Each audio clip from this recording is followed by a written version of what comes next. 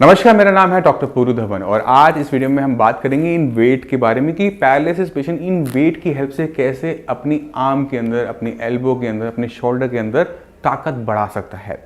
तो पहले जान लेते हैं कि ये वेट किन पेशेंट ने इस्तेमाल करना है। जिन पैरालिसिस पेशेंट की आर्म पूरी उठनी शुरू हो जाए बट उसमें ताकत ना हो, बहुत जोर लगाना पड़ता हो, उन पेशेंट के लिए ये वेट हेल्पफुल हो सकते हैं। तो ये बहुत सिंपल से हैं, बहुत कॉस्टली नहीं है, 200-300 रुपये के आते हैं। ठीक है, आपने क्या करना होता है, इसको अपने हाथ पे इस तरह से टाई अप करना होता है। तो ये जो वेट मैंने ले रखा है ये ½ kg का है। अब ½ kg को आप बहुत हल्का मान सकते हैं, बट जब हम एक्सरसाइज करना शुरू करेंगे तो यही वेट आपको किलो 2 किलो का लगना शुरू होगा। तो हम हमेशा लो से शुरू करेंगे, जैसे जैसे हम कंफर्टेबल होते चले जाएंगे हम वेट को बढ़ा सकते हैं, हम टाइम को बढ़ा सकते हैं। तो आपने करना क्या होता है, आपने टेबल पे बैठना होता है। मैं स्टैंडिंग पोजीशन में बना रहा हूँ तो मान लो कि मेरा ये जो हाथ है वो टेबल की तरह है, तो हम इस तरह से अपनी आर्म की मूवमेंट को स्टार्ट करेंगे। ये बहुत ज़्यादा वेट नहीं है, बट ये कुछ टाइम के बाद मुझे भी महसूस होगा और आपको थोड़ा सा ज़्यादा महसूस होगा। जब तक आपकी इन मसल्स में, बाइसेप्स में दर्द होना शुरू ना हो, आपने रुकना नहीं है। ठीक है ना। अभी दर्द क्या कह रहा है उसको समझने की कोशिश करेंगे। हमारी मसल्स में दर्द तब होता है जब हमारे मसल्स के फाइबर टूटते हैं।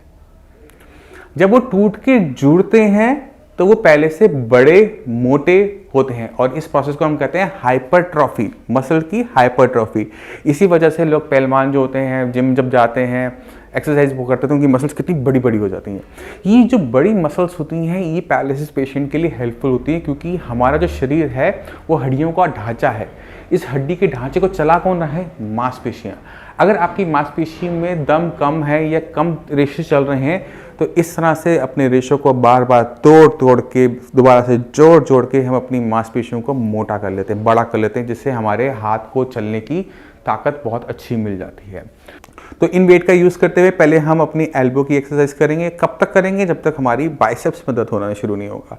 और इसी तरह से अगर हमारा शोल्डर मूव कर रहा है तो इस तरह से हम कर सकते हैं। कब तक करेंगे, जब तक हमारी ये डेल्टॉइड मसल्स में पेन होना शुरू ना हो जाए। ठीक है ना, क्योंकि ये हाथ को ऊपर ले जाने के लिए ये वाली मांसपेशी छोटी होती है, तब ये ऊपर जाता है।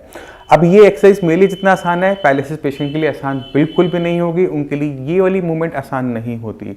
तो आप क्या कर सकते हो, आपको मैंने पिछली वीडियोस में दिखाया था शोल्डर व्हील की हेल्प, तो आप शोल्डर व्हील को इसकी हेल्प से भी चला सकते हो।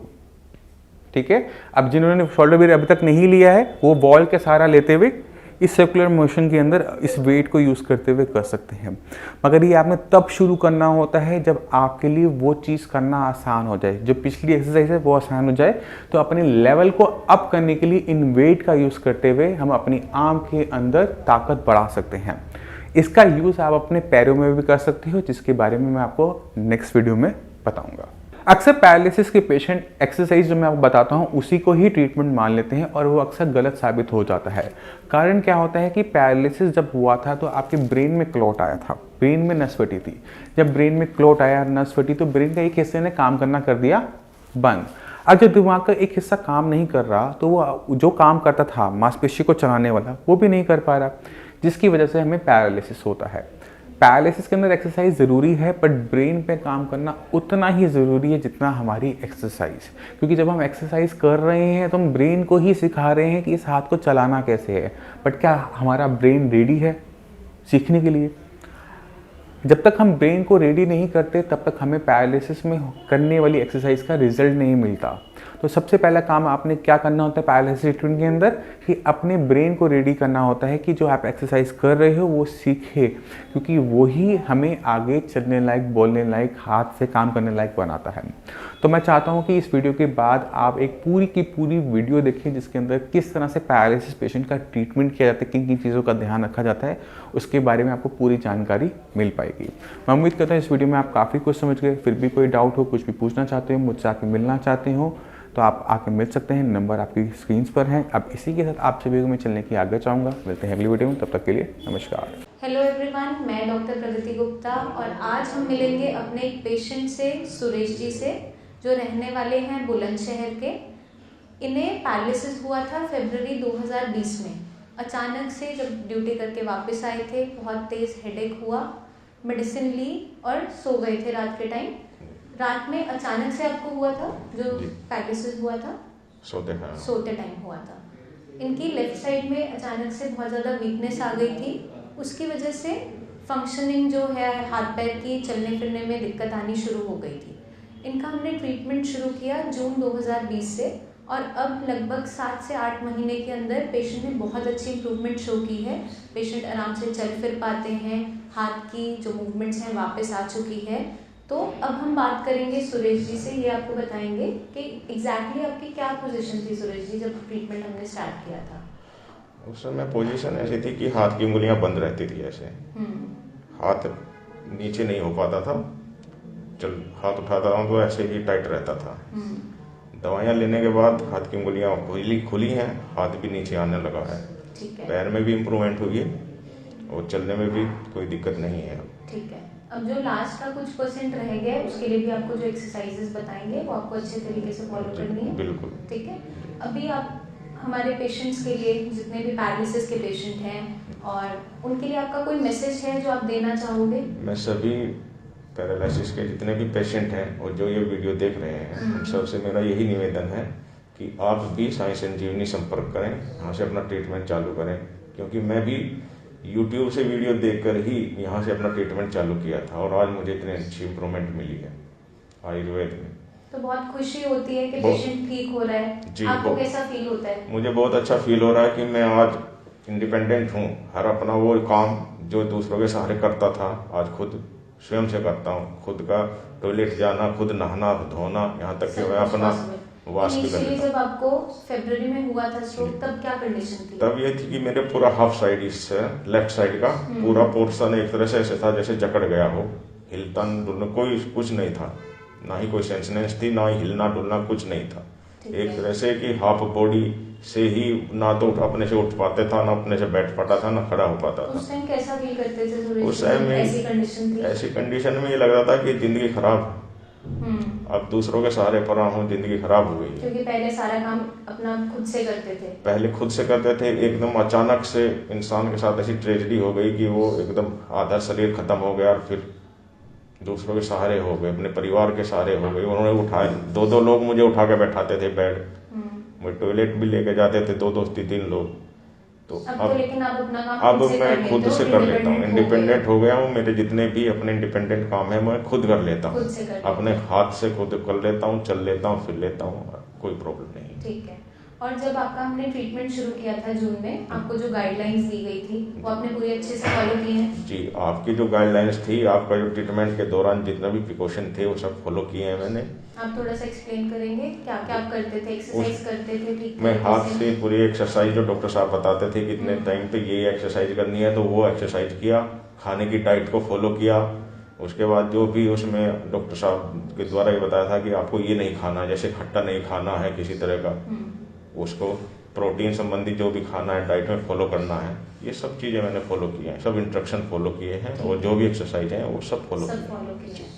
अब लास्ट की जो सुरेश जी आपकी रिकवरी रह गई है, फाइन मोटर स्किल्स है, चाहे पैर की थोड़ी सी बैलेंसिंग में जो पैर हल्का ट्विस्ट करते हैं, उसके लिए जो मैंने आपको एक्सरसाइज बताई है वो आपको डेफिनेटली फॉलो करनी है। ठीक है।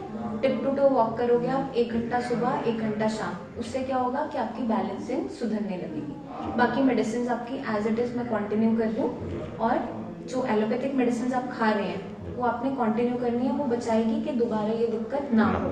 क्योंकि जो पैरालिसिस है वो एक ऐसी बीमारी है जो एक बार होने के बाद भी बार बार हो जाती है, अगर हम ध्यान नहीं रखते हैं जिस कारण से वो हुई है उस कारण को नहीं हटाते हैं। इनके केस में जो रीज़न रहा है पैरालिसिस का वो हाई ब्लड प्रेशर रहा है। तो अभी भी आपको जो बीपी की मेडिसिन एडवाइस की गई हैं एलोपैथिक डॉक्टर्स के थ्रू, वो आपने कंटिन्यू रखनी है और खास ध्यान रखना है चार्टिंग करनी है।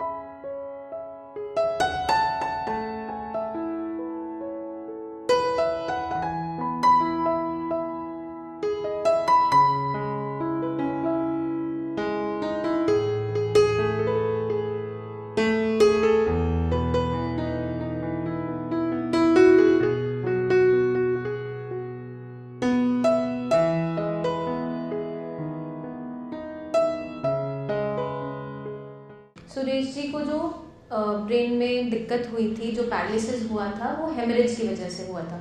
जब भी किसी पेशेंट का बीपी अचानक से शूट अप करता है तो ब्रेन के अंदर नस फट जाती है और कुछ एरिया में खून फैल जाता है। अब ब्रेन का वो हिस्सा जो डेड हो चुका है वो डेड ही रहता है, वो रिकवर नहीं कर पाता है। बट अब हम अपने पेशेंट को देख रहे हैं, रिकवर ये कर चुके हैं, बहुत अच्छा रिकवरी इन्होंने शो की है 7 से 8 महीने के अंदर। क्योंकि ये जो बीमारी है ये लाइलाज मानी जाती है। आधे से ज़्यादा लोग इसका ट्रीटमेंट नहीं करवाते हैं क्योंकि थक हार के वो छोड़ देते हैं। उम्मीद की कोई किरण नहीं जगी होती है, कोई उन्हें होप नहीं होती है कि मैं ठीक भी हो पाऊँगा। तो उन्हीं सभी पेशेंट्स के लिए एक मैसेज है सुरेश जी का कि आपको जो हम गाइडलाइंस देते हैं आप उसको सही तरीके से फॉलो करो और उम्मीद छोड़ने की ज़रूरत नहीं है। क्योंकि पैरालिसिस जैसी जो बीमारी इतनी खतरनाक नज़र आती है, जिसके अंदर कहा जाता है कि कोई ट्रीटमेंट नहीं होता है, आपके सामने खुद हमारे पेशेंट हैं जिन्होंने 7 to 8 मंथ्स के अंदर बहुत अच्छी रिकवरी शो की है। तो आपको बस एक छोटा सा काम करना है, नीचे दिए हुए नंबर्स पे आप अपनी वीडियो एक सेंड कर दीजिए। आपकी प्रेजेंट कंडीशन क्या है उसके रिगार्डिंग आप अपनी एक छोटी सी वीडियो क्लिप बना के भेज दीजिए। आपके हाथ में कितनी मूवमेंट है, लेग में कितनी मूवमेंट है। हमारे टीम ऑफ डॉक्टर्स पूरा असेस करके आपका जो बेस्ट टू बेस्ट ट्रीटमेंट होगा वो प्लान करेंगे और दोबारा से आपको इंडिपेंडेंट बनाएंगे।